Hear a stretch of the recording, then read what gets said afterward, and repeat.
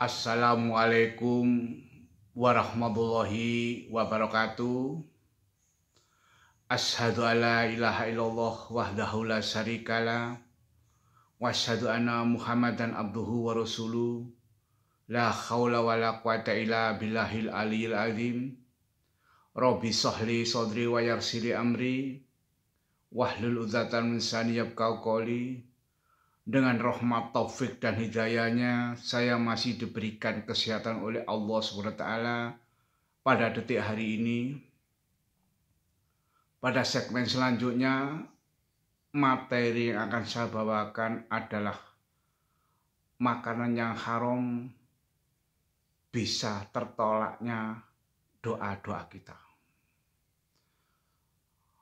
Makanan haram adalah sesuatu yang dilarang oleh Allah. Itu sudah banyak disebutkan dalam dalil-dalil dalam Al-Quran, sudah sangat jelas.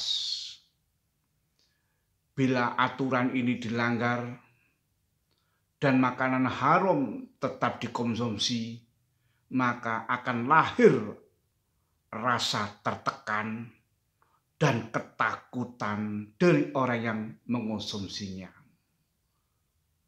Lebih-lebih nanti kasihan kepada keluarga kita, anak dan cucu kita.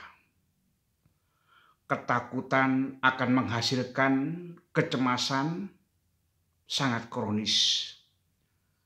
Dalam kondisi ini tubuh akan memproduksi hormon kortisol atau skotofibin dan adrenalin dalam jumlah yang berlebihan. Apa akibatnya nanti?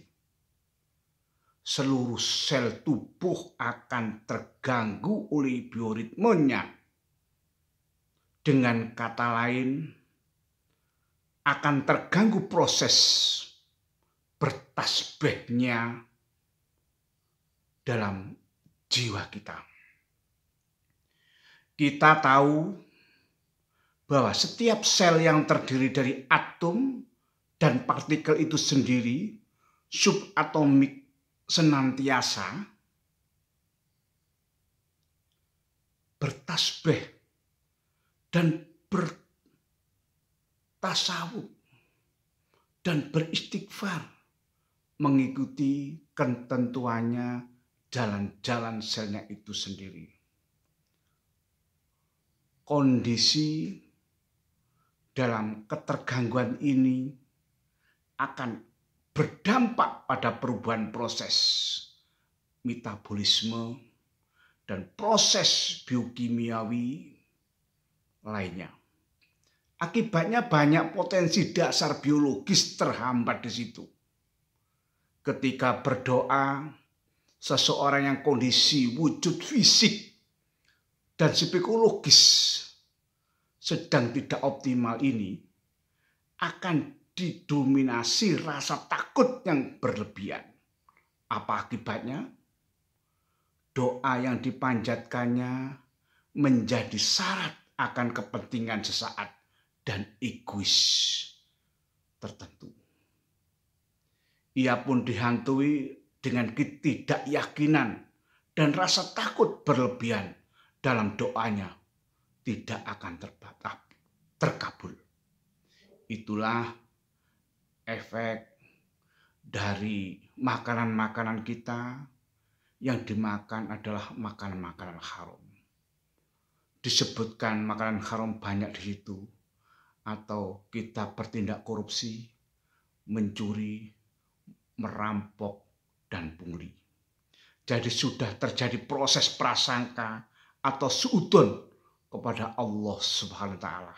Padahal dalam hadis qudsi disebutkan, sesungguhnya aku atau Allah mengikuti persangkaan hambaku kepadaku.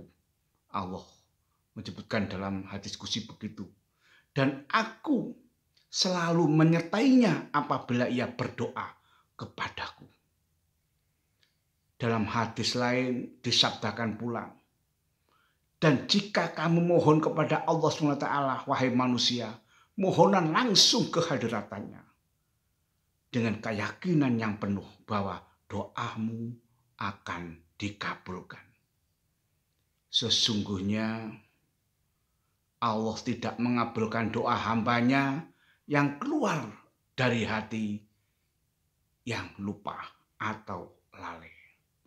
Jadi dapat disimpulkan ketakutan dan keresahannya itulah yang menyebabkan doanya tidak tersampaikan dengan sempurna. Dalam kondisi dalam bulan-bulan ini, minggu-minggu ini, hari-hari ini, kekuatan doa adalah kekuatan yang terpenting untuk menghalau dari virus yang jahat, virus corona yang telah menyebabkan keresahan kita semua, faktor ekonomi, faktor politik, faktor budaya, dan sebagainya telah terganggu di situ. Hal ini sekaligus menjelaskan mengapa mekanisme taubat dan memperbaiki kualitas hidup dan keimanan seseorang. Proses taubat adalah sebuah proses katarsis atau ventilasi yang merupakan jendela atau pintu bagi terlepasnya beban psikologis yang ditanggung akibat perbuatan dosa.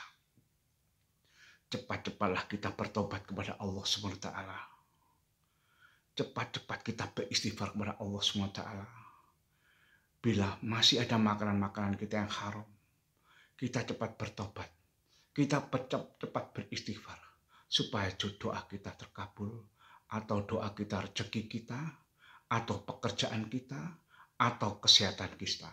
Terutama dalam hari-hari ini, detik-detik ini, supaya virus corona cepat hilang dari muka bumi kita, atau tidak bisa untuk menjangkiti diri kita. Tetapi tentu saja proses tobat keberhasilannya juga sangat tergantung pada seberapa dalam keyakinan kita tentang konsep kita berdoa kepada Allah SWT. Bagaimana kita syarat-syaratnya untuk melaksanakan sholat tobat itu sendiri, atau sujud minta ampun kepada Allah bila makanan kita masih terkandung oleh makanan-makanan yang haram. Jadi kita sangat rugi. Ibadah kita, sholat kita, puasa kita, zakat kita, perbuatan kita, bila kita melaksanakan makanan-makanan yang haram, tidak bisa tembus doa-doa kita kepada Allah SWT. Betul, Allah Maha tahu, Allah Maha mengetahui segala perbuatan makhluknya. Bila masih ada makanan-makanan yang haram, makanan yang tidak diperbolehkan dalam syariat, kita jauhi. Bila sudah kita lakukan, kita cepat-cepat bertobat kepada Allah Subhanahu wa taala. Bagaimana dengan orang yang hanya sekedar ragu tentang kehalalannya makanan itu sendiri, itu termasuk syubhat. Bila ragu, seharusnya dihindari. Itu adalah, saya ulangi lagi, syubhat. Mengapa? Karena keraguan itu akan menumbuhkan kecemasan, dan kecemasan pada gilirannya akan menghasilkan kondisi kaos. Karena itu Rasulullah SAW berwasiat agar kita menjauhi hal-hal yang meragukan. Subhanallah ta'ala, Allah SWT telah memberikan kita rezeki yang banyak. Allah SWT selalu memberikan kesehatan kepada kita. Allah adalah tempat meminta. Segala penyakit adalah pasti ada obatnya, yaitu zikirullah. Kita menyebut nama Allah sebanyak-banyaknya, beristighfar, bertasbih, berzikir. Itulah kuncinya. Kita harus berkeyakinan tinggi bahwa Allah SWT telah memberikan yang terbaik kepada makhluknya. Cukup sekian pembahasan saya dalam masalah makanan haram. Semoga Allah mengampuni segala dosa-dosa kita. Assalamualaikum warahmatullahi wabarakatuh.